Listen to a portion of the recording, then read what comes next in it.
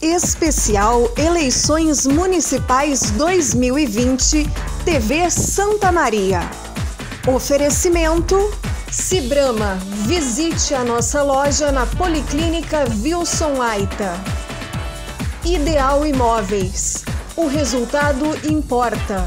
Como chegamos lá, também. Aurora Máquinas e Motores. 35 anos de produtos de qualidade e assistência técnica autorizada. Posto de Molas Favarim.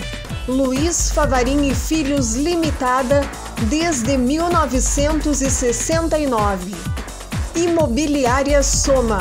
Mais felicidade na sua vida. PRS Sistemas de Segurança. PRS, o cuidado que você merece. A CDL Santa Maria agora tem Banriponto.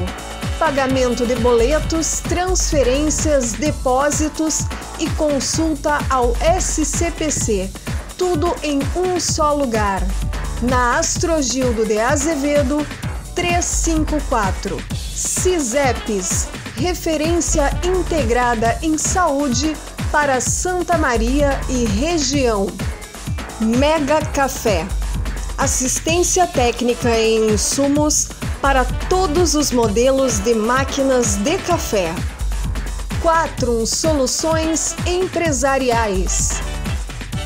Quadrato, criando experiências. Nessa cobertura especial, o próximo debate é a respeito à diversidade e à luta do movimento negro. E é com muito prazer, com muita alegria, que eu recebo como mediadora deste debate a advogada Débora Evangelista, como debatedores a Luíse da Silveira, mestranda em Geografia pela UFSM, o Sérgio Silva, presidente da nossa querida Vila Brasil, e Getúlio Lemos, representante do importante Museu 13 de Maio. Sejam muito bem-vindos à TV Santa Maria. Débora, a palavra é tua. Uma boa tarde a todos os espectadores que acompanham essa cobertura e, diga-se de passagem, uma cobertura excelente, necessária para a nossa cidade, porque é um momento importante, um momento em que nós estamos em processo de mutação e quando a gente faz isso, a gente precisa ter a voz de todos nós para que possamos ver exatamente aonde a gente pode mudar, onde a gente pode melhorar, o que a nossa cidade efetivamente precisa. Então é com muita satisfação que recebemos aqui, né, nesse painel o professor Getúlio, que a gente conhece de longa data, de movimento negro e de ações em Santa Maria, a Luíse, que é uma professora, pesquisadora, mestre maravilhosa, com um olhar, diga-se de passagem, né, Luíse, um olhar da mulher negra, né, santamariense, na política. Então, esse painel tem essa força desse olhar feminino e desse posicionamento de nós enquanto partidárias das causas que são de nós, mulheres negras, e consequentemente de toda a população. E o Sérgio, que também é uma figura conhecidíssima aqui em Santa Maria, já tanto do futebol quanto do movimento negro e principalmente da Vila Brasil, que muito representa, e que hoje nós precisamos falar um pouquinho de como o nosso carnaval é tratado em Santa Maria, e isso reflete como a nossa comunidade também negra é tratada. Então, muito obrigada por estarem aqui, obrigada a todos que nos acompanham. Mandem, né, essas perguntas, dúvidas, sugestões, que a gente vai estar aqui interagindo. Professor Getúlio, acho que para a gente começar a falar de movimento negro em Santa Maria, começar a falar de respeito à diversidade em Santa Maria, a gente tem que falar de educação. E o senhor poderia nos dar aí um panorama, um olhar, seu olhar sobre a educação étnico-racial aqui em Santa Maria? Bem, boa tarde. Nós, no movimento negro, nós sempre tivemos, desde a tenra idade, alguma experiência que se estabeleceu dentro de uma conotação racista. É difícil dizer que alguém que seja negro não tenha passado alguns constrangimentos na sua vida em razão deste mal que ainda persiste na sociedade brasileira, né, que é a distinção de raças. Mas, para se implantar, para se chegar numa igualdade, são necessárias que se façam leis. Tem uma política, tem leis. Aí, quando for para implantar nas escolas, a Lei 10.639 dizia que não tinha literatura, não tinha livros para os professores consultarem. Então, a partir de um tempo, os livros também foram editados e foram levados para escolas. E teve escola que nem abriu os livros para ser levado como conteúdo escolar. E, além disso, ainda falta, na formação de professores, né, essa temática a ser bem estudada. Na formação, tanto aqueles que já estão titulados em exercício, e na formação dos cursos de professores dentro das universidades. Atualmente já existem várias universidades que contêm a disciplina que se chama ERER, que seria Educação para as Relações Étnico-Raciais, mas está entrando de uma forma forçada. Ainda não é uma disciplina obrigatória dentro do curso. Você sabe que uma circunstância dessa, né, se trata de um traço cultural.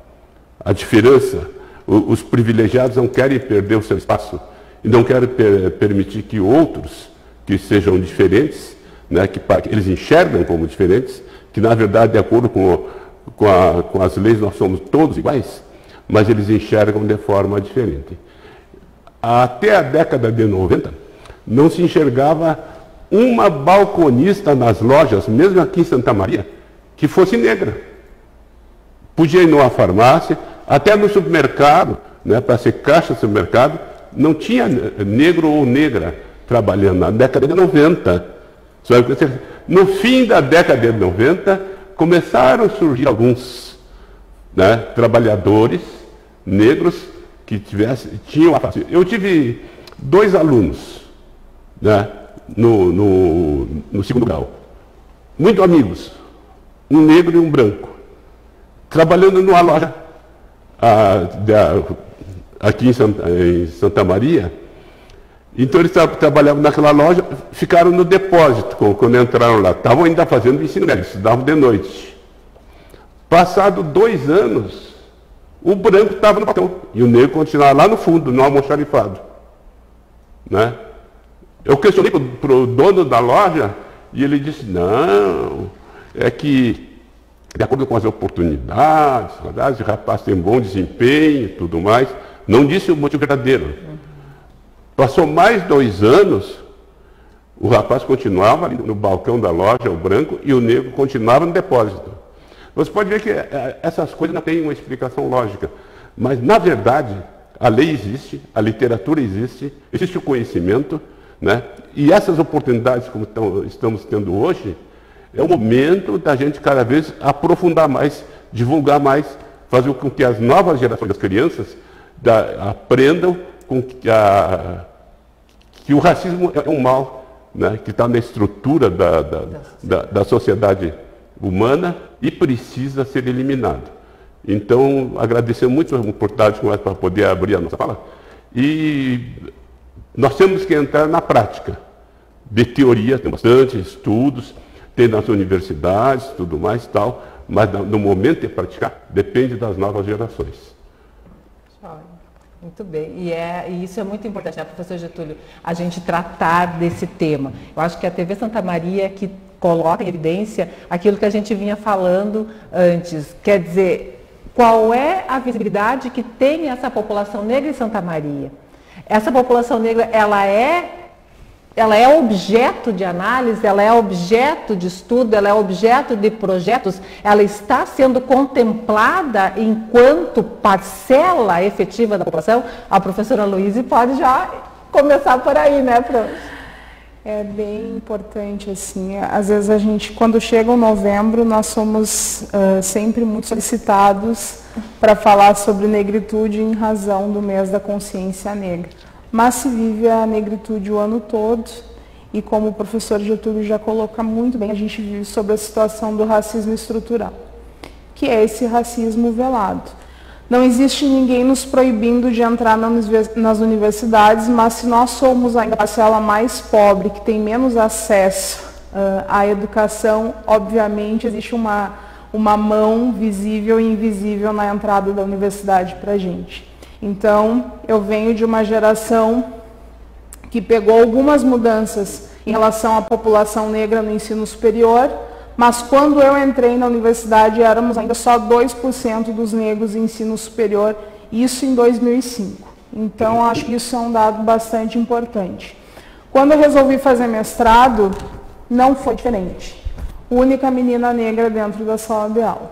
Não tive professores negros durante toda a minha formação básica e nem na minha formação superior.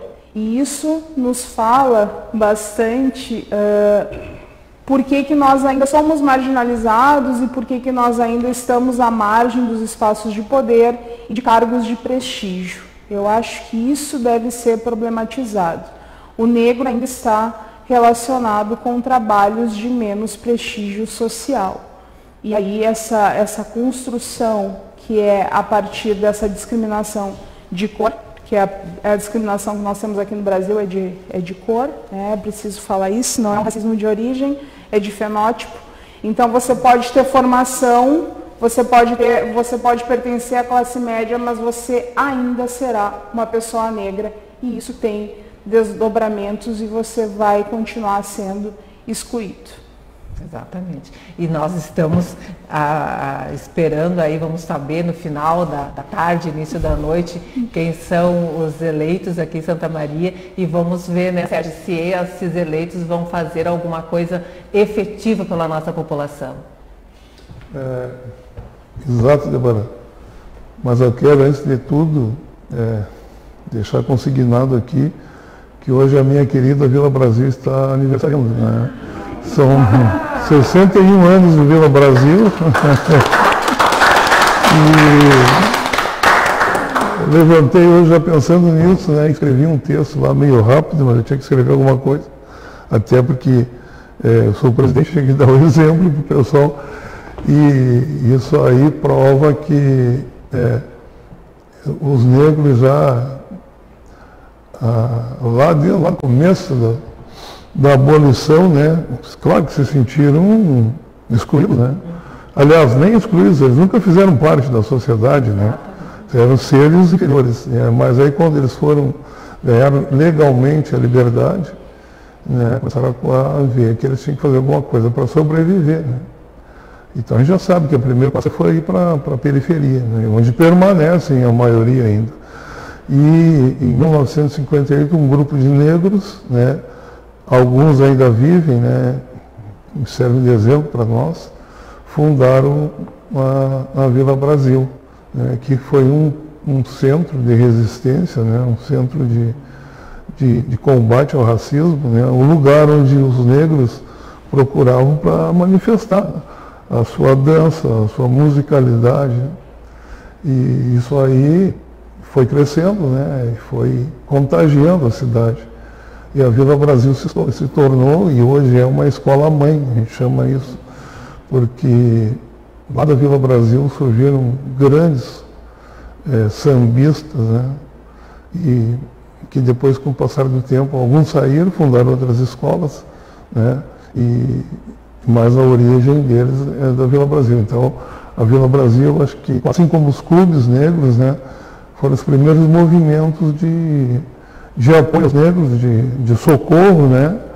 E um lugar para as pessoas se encontrarem e se divertirem, né? Porque na realidade não tínhamos na cidade lugares que os negros pudessem frequentar com assiduidade em conjunto e na coletividade com os brancos. Então a Vila Brasil, assim, o 13, né, que hoje o Getúlio é um dos representantes do museu, foi um centro de resistência, né? O União Familiar também, né? Infelizmente eles já não existem mais, mas ficaram as histórias. Né? E é linda, é uma história história lindíssima. E que a gente aqui em Santa Maria precisa ter muito evidente essa história e passar para as crianças. Eu acho que isso a gente precisa ser feito esse trabalho. Que Santa Maria nós temos uma resistência e nós temos um movimento negro importante. Não é não existir movimento negro. Existe movimento negro efetivo em Santa Maria. Então isso é fundamental. Nós estávamos, antes eu tinha perguntado sobre essa expectativa, né, sobre esses nossos governantes que serão eleitos hoje. Na realidade a gente tem uma expectativa muito grande, né, por causa do carnaval, né, que ficou aí um grande tempo, né, desativado, né, digamos assim, e o pessoal preocupado, querendo carnaval, o povo quer carnaval, né, a cidade quer carnaval, e na realidade não foi realizado. São várias alegações, né, mas no fundo a gente sabe também que é uma resistência muito grande por parte de alguns, né. É o momento em que o povo tem a oportunidade de se tornar rei, rainha, né? Mágico, artista, pode extravasar suas emoções. Isso aí nos foi tolhido, né? Na realidade, hoje, a falta do carnaval levou à desativação das escolas e, com isso, a desativação de um pouco do movimento negro, né? Nós temos, na realidade, 8 escolas em Santa Maria. Eu acho que a Vila Brasil e a Mocidade que estão em atividade. A Vila Brasil tem grandes projetos, vocês já conhecem isso, né? Até tu foste convidada, Débora, para palestrar lá. E nós temos esses projetos, estão agora, né, online, né? Mas antes estavam sendo presenciais e foi assim um resultado excelente, né, daqueles projetos. E uma parceria com a nossa universidade aí, que é uma entidade que tem que ser explorada pelos movimentos negros, né? Porque nós temos lá negros, né, trabalhando e estudando, professores, né, técnicos, então a gente tem que usar isso aí. É uma porta que não foi, que agora está sendo aberta para que a gente tenha acesso, né? E graças a Deus a Vila Brasil tem uma parceria muito legal com a nossa universidade através da Secretaria de Extensão. E reafirmamos o nosso compromisso com eles, né, para esse próximo ano, e já pretendemos estender alguns projetos, inclusive para fora da cidade, né? Então isso mostra que a gente não fica parado. Eu acho que a escola de samba é uma escola, né? Não necessariamente só de samba. Eu acho que o nosso movimento ele é muito mais amplo do que ficar 3, 4 dias de carnaval, e a gente tem que trabalhar antes, né? Nós fizemos um grande exemplo com a Vera, né, que foi a presidente que abriu a escola para a comunidade, teve projetos e hoje a gente colhe frutos daquele projeto. Um deles era a Vila Brasil do Futuro, que começou com a meninada de 6, 7 anos, né, na bateria da escola, e hoje eles são a bateria da escola. Hoje eles são velhos, né? Eles são os experientes, né? E a gente está abrindo porta para o pessoal mais novo, a escola já estão chegando lá. Então, eu falo da Vila porque eu tenho conhecimento de causa, né? Eu sei que tu também é de escola de samba, tua família veio, né? A família mais A família veio de escola de samba. Assim, ó, na realidade, a minha geração, ela passou quase toda, o pessoal que é da minha idade, que está em outras escolas, vieram todos da Vila, né? Eu conheço todos eles, né? Vieram todos Vila Brasil, saíram e se deram bem em fundar escolas, e isso aí engrandece o nosso carnaval e a nossa cultura. Exato. Mas ela não pode ficar parada, sob pena de o pessoal também esmorecer e não ter continuidade. E aí, vamos fazer carnaval ano que vem? Mas como? Quase 10 anos parado, né? Tem que ter toda uma retomada, montar toda uma estrutura. Vamos esperar, vamos ver se teremos alguma coisa nesse sentido. Professor Luiz, a gente viu o panorama das eleições deste ano. Num olhar superficial, parecia que a gente estava tendo uma maior quantidade significativa de candidatos negros e negras nessa eleição. Então nós temos aí 352 vereadores, e desses 352, então, aparecer nas redes sociais, né, nas propagandas, um número significativo de pessoas negras. Na verdade, não é tão significativo assim, né, prof? Não, infelizmente não. Nós estávamos comentando, né, antes de ir ao ar, que de 2016 para cá houve um aumento de 2,08% de candidaturas negras. E, inclusive, é importante pontuar que 2018 teve uma certa suba, que é o que os estudiosos estão chamando de efeito Marielle Franco, que daí houve muitas candidaturas, sobretudo de mulheres negras, né, a concorrer para deputados, enfim, né.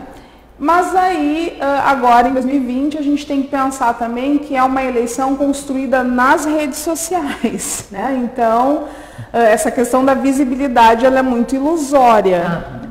Não se tem, na verdade, um grande aumento de candidaturas. O que se vê é que agora, em função da pandemia, as campanhas estão feitas via rede social, né? Mas ainda é muito importante pontuar que os partidos políticos, eles estão, infelizmente, aparelhados a não alavancar lideranças negras e a não incentivar essas candidaturas negras, embora também tenha vindo esse ano uma verba que foi aprovada, né, pelo TSE para candidaturas específicas, candidaturas negras, que os partidos deveriam voltar ao fundo partidário, parte desse fundo a candidaturas negras.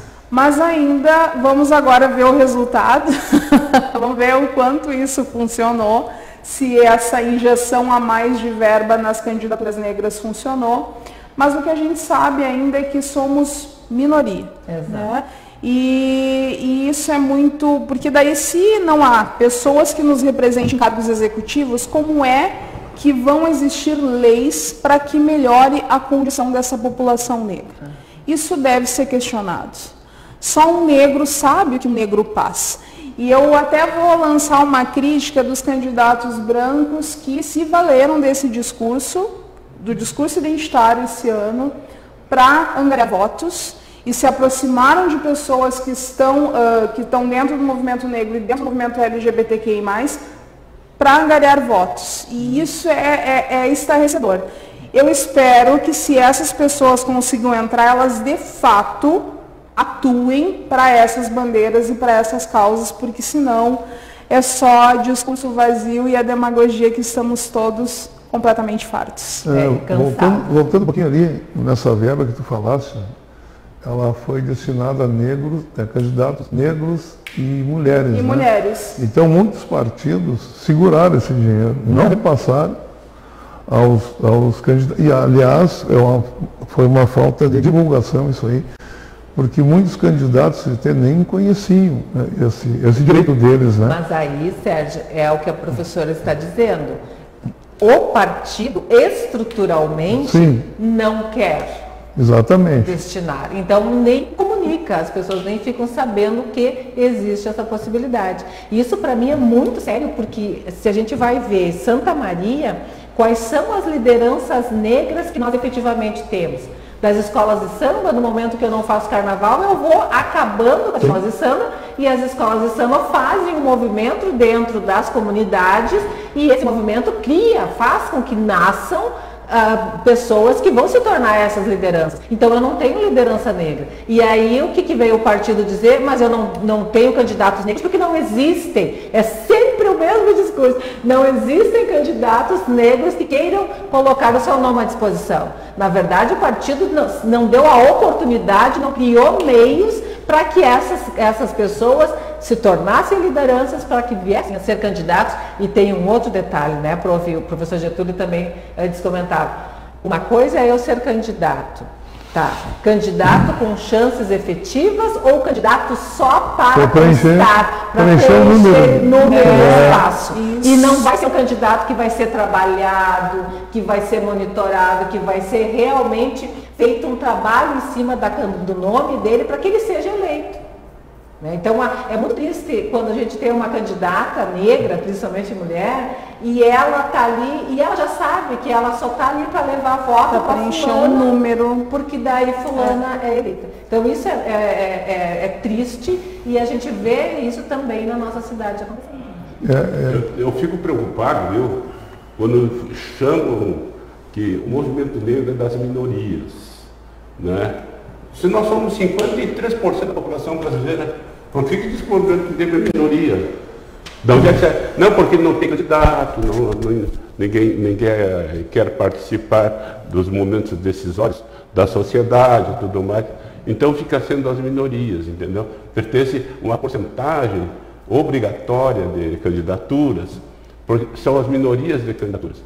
Mas na realidade é uma forma de camuflar, vamos dizer que seja, isso que está escondido dentro das pessoas, na estrutura europeia de sociedade, né? Se der oportunidade, eu tenho certeza, se der oportunidade para que os negros se expandam igual a outras raças também, né?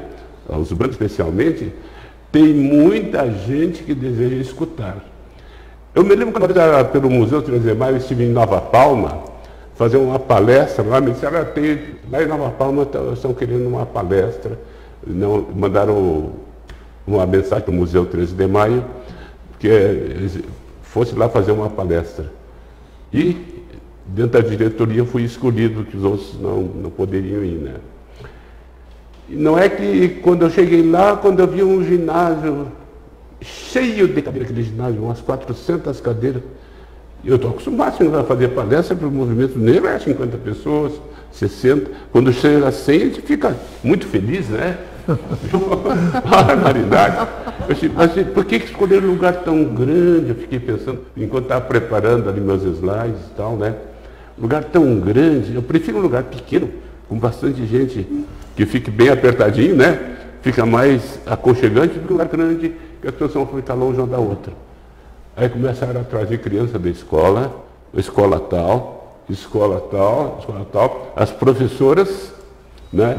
E ainda tinha alguns pais que vieram também participar. Encheu, tinha gente de pé, além dos 400 lugares. Aí eu gostei dessa oportunidade. Eu falei assim, me sentindo numa responsabilidade de ser professor. Por quê? Eles estavam curiosos de saber o que é isso de movimento negro. Eles estavam com a curiosidade de saber, né, se aquilo era uma coisa que era contra eles, que sempre achavam que era contra, né, que eram inimigos dos brancos. E eu fiz uma conotação do movimento na forma tal, para que nós simplesmente fazemos parte da sociedade como eles também. Nós temos direitos como eles também, né? E eu terminei bem. Esse foi o meu enfoque.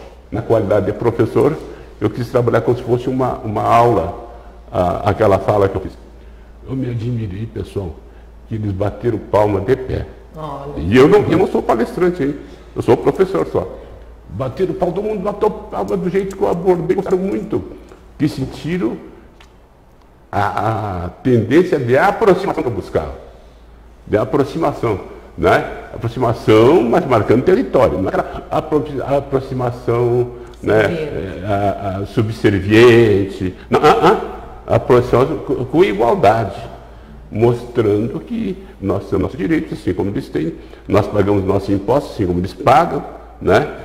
Então, por que normalmente os negros têm salários menores? As mulheres têm salários menores, né? Não é justo. Sempre, não precisa, para as mulheres, ser feminista para defender a causa feminina negra, né? Basta ser justo. E claro que as feministas dão uma contribuição significativa. Mas basta ter a consciência de justiça também para o movimento negro, para os negros, sabendo que precisam também ser tratados com igualdade, né? Dentro dessa estrutura social que, no fundo, ela tem um racismo, mas que assim, que está arraigado, está colado dentro da nossa estrutura social. E a luta antirracista é de brancos e negros, porque o racismo é um problema do Brasil, não é? Ele nos atinge diretamente, mas é uma falha na nossa sociedade. Então, os brancos são necessários na luta antirracista também, né? Isso eu acho fundamental e muito importante que a gente fale. Quando a gente está falando racismo é crime, ponto. Não é permitido, ele é crime. Não é possível uma pessoa ser racista. Isso é a atenção à estrutura que nós devemos ter para a existência em sociedade. Não ser racista, porque racismo é crime. Outra coisa que aí é aquele compromisso com a melhoria da sociedade é ser antirracista. E para ser antirracista, tu pode ser branco, pode ser negro.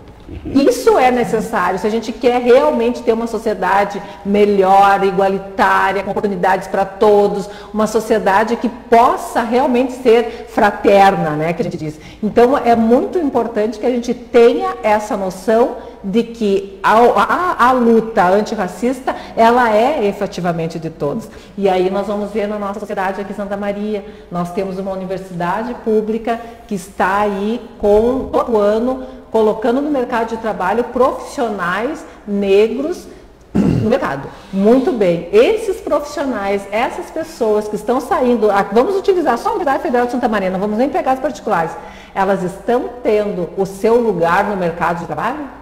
Elas estão conseguindo entrar nesse mercado de trabalho ou elas acabam ficando à margem? Eu acho que anterior a isso, Débora, tem a questão da própria permanência, né? Permanência. A evasão dos estudantes negros, ela é assombrosa dentro das universidades. Eles não conseguem se manter ali dentro. Então, houve uma política para que eles entrassem ali dentro, mas eles não estão conseguindo se manter dentro da universidade. Isso também tem que ser problematizado. E não há política na cidade que faça, que colabore, que contribua para isso. Né? E aí nós não temos a modificação da estrutura social, que é tão necessária. E uma coisa que me incomoda muito, né, a gente também conversava, incomoda muito parece que não existem negros em Santa Maria. Sabendo-se que existem, somos aí em torno de 16% da população. E o que é feito para essa população? É como se nós não existíssemos e aí tudo é programado a partir do branco. Então, a partir da pessoa branca, nós temos políticas, nós temos ações, mas a partir do negro, não. E isso é muito ruim porque nós continuamos ficando na periferia, nós continuamos ficando à margem e não conseguimos ter uma ação social efetiva, estarmos ali incluídos dentro dessa sociedade. Mas isso, Débora, já remota lá aquilo que a gente estava falando sobre os partidos negros, né? Como nós não temos representantes negros no legislativo, a gente acaba por não ter leis, projetos específicos para os negros. Então, enquanto não tiver pelo menos um representante lá, e já tivemos um, né? E agora a gente não tem nenhum. Tomara que agora, a partir do dia 1º de janeiro, né, que é a posse, a gente tenha pelo menos uma. Mas, enquanto não tiver um representante lá que vá e trabalhe, né? Mas que efetivamente trabalhe a nosso favor, exatamente, né? Porque já tivemos, sim, pessoas no executivo que alienaram a questão da luta antirracista, né? Então isso também tem que ser problematizado, isso aí né? Eu posso ter falado de cadeira disso porque eu participei de uma etapa lá, num projeto e no fim acabei fazendo tudo que tinha que fazer, que o nosso representante teria que ter feito, não fez. Mas, assim, se a gente não tiver alguém lá que se sinta negro também, né? Se sinta que tem essa dentro do movimento. Essa construção e nós de não vamos conseguir, porque aí vai ficar o movimento negro, que aqui está dividido, né? Tem algumas entidades que representam os negros. Né? Engraçado. E também as escolas de samba, que também fazem parte do movimento negro. Nós temos que ter alguém lá que trabalhe para nós. Então fica uma entidade faz uma coisa, uma associação faz outra, uma liga faz outra, e a coisa se espalha e não tem uma fala comum. Né? Um faz pelo esporte, outro faz pelo samba, outro faz pelo teatro, outro faz várias outras coisas. Né? E ninguém fala a mesma língua. Vamos juntar, vamos nos unir, e vamos fazer um movimento só. Aí sim, nós vamos ser fortes. Mas uma coisa também que eu estava vendo, que a Luísa falou, era a evasão dos alunos, né, na universidade, e eu até já penso bem diferente disso. Eles nem conseguem chegar mesmo com as cotas. Eu participei de vários projetos nas vilas, na periferia, e tu vê que aquela menina vai até 14, 15, 16 e para. E aí para de estudar. Mas e aí vai ter que trabalhar.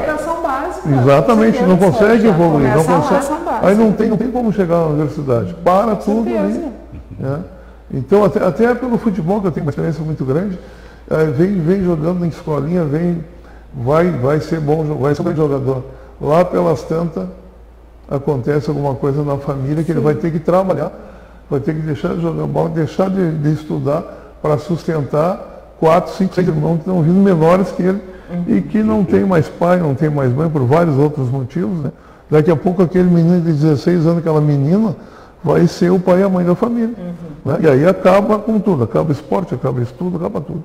Só contribuindo com esse enfoque, o seguinte, certa vez o DCE, ele resolveu fazer falas nas escolas de ensino médio que não eram do centro.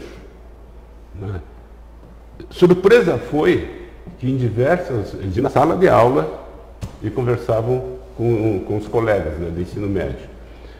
Surpresa foi que mais ou menos metade das turmas que eles foram fazer esses diálogos, essas conversas, sobre a necessidade que eles tinham de querer crescer através do estudo, fazendo vestibular, o pessoal da periferia, né? Várias salas, não tinha um que estivesse interessado em vestibular. Vários lugares que fosse escola da periferia, quantos vão fazer vestibular aqui? Nem eu queria. E quando levantava a mão, grande parte, às vezes nem eram todos que não fariam, grande parte dos que não estavam interessados em fazer ensino superior eram negros. Felizmente, com as cotas abrindo, né, dentro das universidades, eles começaram a ver exemplos que não viam antes. Na universidade, antes não se enxergava negro atravessando o pátio. Não se enxergava negro dentro Eu, quando fiz curso, foi que nem tu, né? No curso de mestrado, eu digo negro. Graduação, eu digo negro. Né? Professor negro, não tive nenhum também. Então, agora a gente enxerga negro cruzando entre os prédios da universidade. Vai na lancheria e enxerga negro. Vai na sala e enxerga negro agora. Mas até antes olha, parece mentira. Esse trabalho dos acadêmicos que fizeram nas escolas foi significativo para estimular. O que teve de inscrição, eles pensavam que não era inteligente o suficiente. Mas tem um cursinho gratuito que os estudantes do DCE proporcionam. O Alternativa e o Praxis. As turmas aumentaram o dobro. Cursinho pré-vestibular sem pagamento. Né? A universidade dá todo apoio. Então, o acréscimo no número de estudantes que entraram na universidade foi muito maior. Então, é uma questão de tempo, tenho certeza, não dá para dizer, né? Mas tenho esperança que a gente supere o racismo, viu? Supere o racismo. A minha geração, acho que não vai ter a felicidade de ver completo esse trabalho, né? Mas a próxima geração, tenho certeza. Né? Nós estamos indo agora para o final, então eu gostaria que cada um deixasse a sua mensagem, a sua expectativa aí nessas eleições, o que podemos ganhar com essa nova eleição para a nossa cidade, para a nossa população negra de Santa Maria. Olha, Débora, eu espero, né, que, em primeiro lugar, que entre um candidato negro, né? Até porque a expectativa que se cria é que a próxima equipe lá da Câmara seja renovada, né? O pessoal com sangue novo, querendo ajudar, e que realmente entrem, né? Tomem posse e façam o trabalho, né? Não fique sentado lá nos gabinetes, né? Eu acho que o político ele tem que andar pela cidade, principalmente quem é vereador, porque o vereador é representante do povo. Se ficar sentado lá no gabinete esperando que o povo vá ter ele, não vai acontecer nada. Eu tive a oportunidade de andar pela periferia agora, nessa pandemia, junto com meus filhos, né, que fizeram um trabalho sensacional, aí levar comida para as pessoas necessitadas. E eu confesso que mesmo no meu tempo de policial, eu não tinha visto tanta pobreza, tanto abandono, né? Na nossa periferia, uma coisa que eu vi quando andei lá pelo Nordeste, né? Umas coisas inexplicáveis, assim, lá crianças convivendo com porcos, né? E aqui não chegou a tanto, mas foi parecido as coisas que eu vi aqui na nossa cidade. E aí eu perguntava, vem algum político, algum vereador aqui? Ninguém vai muito à polícia, né? A polícia vai porque a polícia é o terrível da sociedade, né? Quando já está o paciente lá morrendo, chega para levar, para resolver mesmo, né? Mas a prevenção, não vi, né? Não vi trabalho de prevenção nenhuma na nossa periferia. Na realidade é um grupo, né, digamos assim, de abandonados, né? E não só num lugar, em vários lugares da nossa cidade. Então eu sei que não vai acabar com isso de uma hora para outra, mas pode melhorar sim, com projetos de prevenção, com projetos de auxílio, né? Levar inclusive o conhecimento desse povo, né? Esse povo, eles têm que entender que tem uma sociedade, né, que eles podem ser inseridos, eles não precisam ficar. Na realidade, muitos têm receio de sair dali e serem rejeitados. Na primeira esquina que forem pedir trabalho e serem rejeitados. Em primeiro lugar, tem um tal de endereço, né? Isso é cruel para alguns. Onde é que tu mora? Lá no... Aí, é lá, sabe? Já tem aquele preconceito, né? No endereço da pessoa. E espero que essa nova Câmara, né, tenha um trabalho muito eficaz, né, perante a nossa comunidade. Prof. Luiz? Sempre as eleições, para mim, é mais importante do que o ano novo em termos de promessas, dessas que a gente faz de renovação.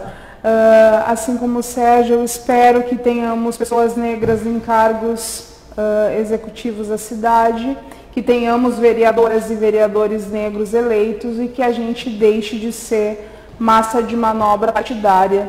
E o meu recado vai especialmente para os jovens que estão dentro do movimento estudantil. Sejam sujeitos agentes e não sejam apenas usados por quem galga os cargos de poder e os espaços de poder, por isso reverbera na nossa vida adulta e vai nos perseguir sempre. Então, sejamos sujeitos protagonistas e que consigamos ser essas novas lideranças que vão ajudar a comunidade, em especial a comunidade negra. Muito bem. Gostei muito da manifestação dos demais debatedores aqui, hein? Mas para mim, eu como educador, né, ainda proponho, em primeiro lugar, pessoal, para nós escolhermos, nós temos que deixar qualquer desavença que existe particular e superar, e pela causa. Né? E para ir pela causa, tu tem que escolher a pessoa que tem vivência dentro do movimento negro, pessoa que tem experiência dentro do movimento negro. Esses que são os candidatos que podem nos representar e que a gente tem certeza que depois de pegar o cargo, certeza por enquanto, que vai continuar assim, entendeu? Nós temos então a apostar naqueles que já têm uma caminhada, né? Que provavelmente são os que tendem a fazer crescer o movimento. E sobre a atividade de transformação, a transformação cultural começa muito pela educação. Dentro da educação. Fazer um evento por ano de formação de professores sobre esse tema é pouco. Tem que fazer no mínimo uns 4 ou 5 sobre formação, e inclusive chegando aos detalhes dos conteúdos que tem que ser trabalhado em sala de aula. Que na biblioteca tem livros, mas eu sei que na biblioteca tem muitos livros desse assunto que não foram abertos ainda.